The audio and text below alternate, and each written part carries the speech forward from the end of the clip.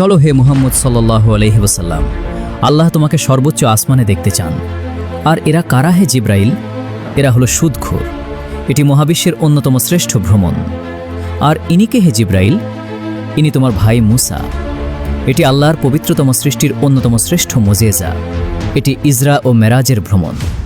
কিভাবে নবীরা রাসূল সাল্লাল্লাহু আলাইহি ওয়াসাল্লামকে স্বাগত জানিয়েছিলেন, সর্বোচ্চ আসমানের পথে কি ঘটেছিল, এবং তিনি কি সপ্তম আসমানে আল্লাহকে দেখেছিলেন?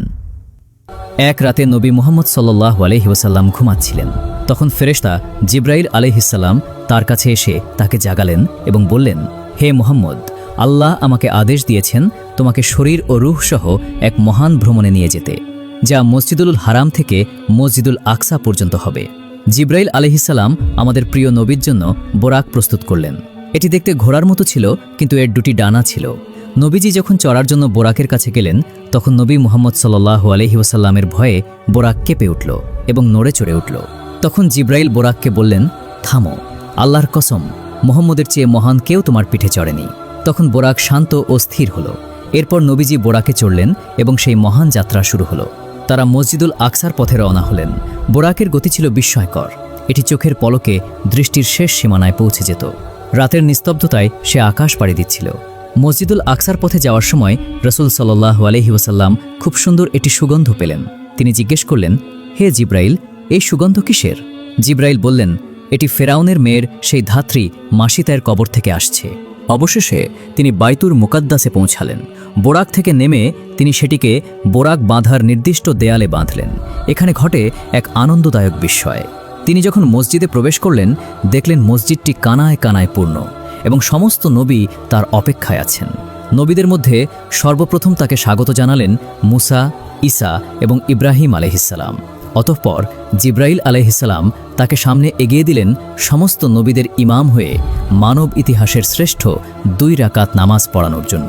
বলা হয় সেখানে 1,24,000 নবী ও রাসূল উপস্থিত ছিলেন। তিনি সূরা ফাতিহা পাঠ করলেন এক গম্ভীর দৃশ্যের অবতারণা করে, যেন তিনি ইসলামের পতাকা গ্রহণ করছেন। নামাজ শেষ করার পর জিব্রাইল তাকে নিয়ে বোরাকের কাছে গেলেন মেরাজের ঊর্ধ্বগমন প্রস্তুতির জন্য। উপরে ওঠার আগে জিব্রাইল নবীর কাছে একটি পাত্রে দুধ এবং একটি পাত্রে মদ নিয়ে এলেন এবং বললেন, পান করুন হে মুহাম্মদ। নবীজি সাল্লাল্লাহু আলাইহি ওয়াসাল্লাম দুধ পান করাকে বেছে নিলেন। তখন জিব্রাইল বললেন, তুমি ফিতরাতকে গ্রহণ করেছ এবং তোমার উম্মতকেও সঠিক পথে পরিচালিত করেছ হে মুহাম্মদ। এরপর তিনি বোরাকে চড়লেন এবং আসমানের দিকে মেরাজের যাত্রা শুরু করলেন। প্রতিটি আসমানের একটি করে দরজা এবং পাহারাদার রয়েছে। নবীজি যখন প্রথম আসমানে পৌঁছালেন এবং প্রবেশের অনুমতি চাইলেন, তখন তাদের জন্য দরজা খুলে দেওয়া হলো। সেখানে তিনি আদম আলাইহিসসালামকে পেলেন, যিনি তাকে স্বাগত জানালেন। জিব্রাইল পরিচয় করিয়ে দিলেন যে ইনি মানব জাতির পিতা। নবীজি তাকে সালাম দিলেন এবং আদম আলাইহিসসালাম সালামের উত্তর দিয়ে বললেন, স্বাগতম হে নেককার পুত্র এবং নেককার নবী। তারপর রাসূল সাল্লাল্লাহু আলাইহি ওয়াসাল্লাম দেখলেন আদম আলাইহিসসালাম ডানে ও বামে তাকাচ্ছেন। যখন তিনি ডান দিকে তাকাচ্ছিলেন হাসছিলেন, আর যখন বাম দিকে তাকাচ্ছিলেন কাঁদছিলেন।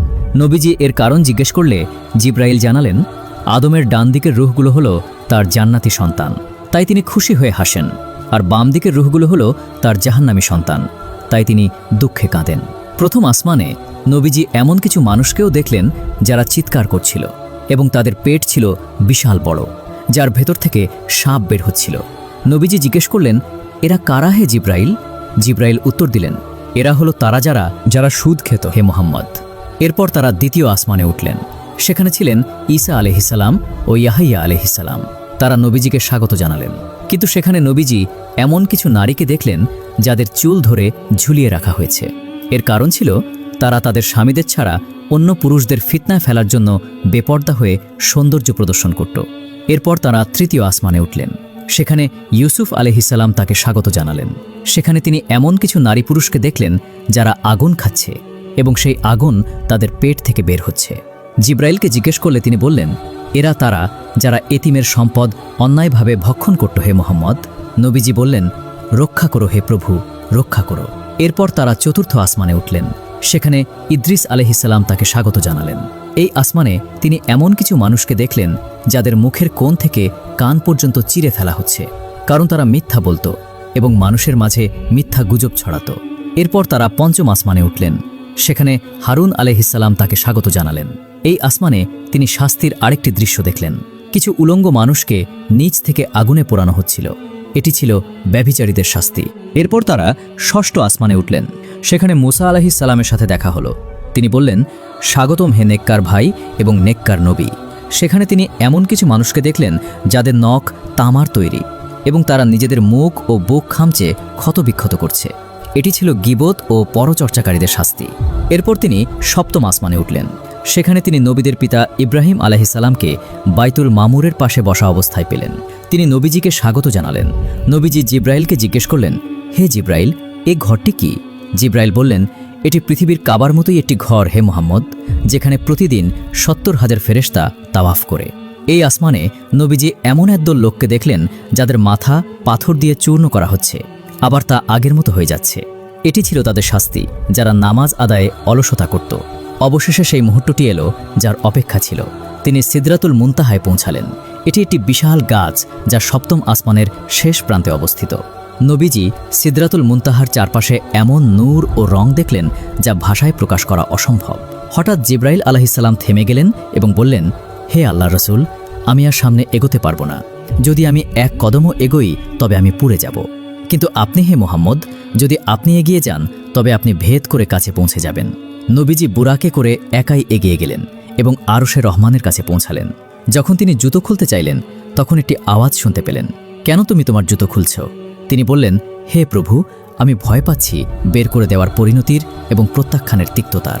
পাছে আমাকেও তাই বলা হয় যা আমার ভাই মুসাকে বলা হয়েছিল। তখন আওয়াজ এলো, হে মুহাম্মদ, মুসা যদি প্রার্থী চান এমন হয় তবে তুমিই কাঙ্ক্ষিত। মুসা যদি প্রেমিক হয় তবে তুমিই মাহবুব। মুসা যদি অন্বেষণকারী হয় তবে তুমিই অন্বেষিত। তুমি আমার নিকটবর্তী এবং তুমি আমার হাবিব। তাই তোমার যা ইচ্ছা চাও, আমি সব শ্রোতা ও উত্তরদাতা।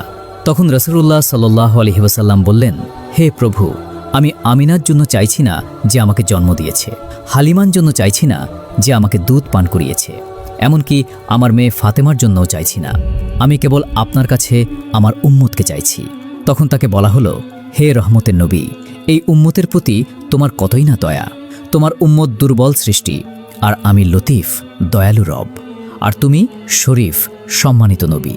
দয়ালু রব আর সম্মানিত নবীর মাঝে এই দুর্বল উম্মত ধ্বংস হতে পারে না।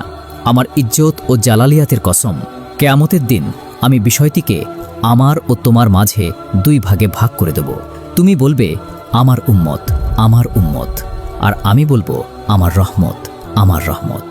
সেই উজ্জ্বল পূর্ণিমার চাঁদ এবং প্রদীপ্ত প্রদীপের নবীজির ওপর দরুদ পাঠ করুন।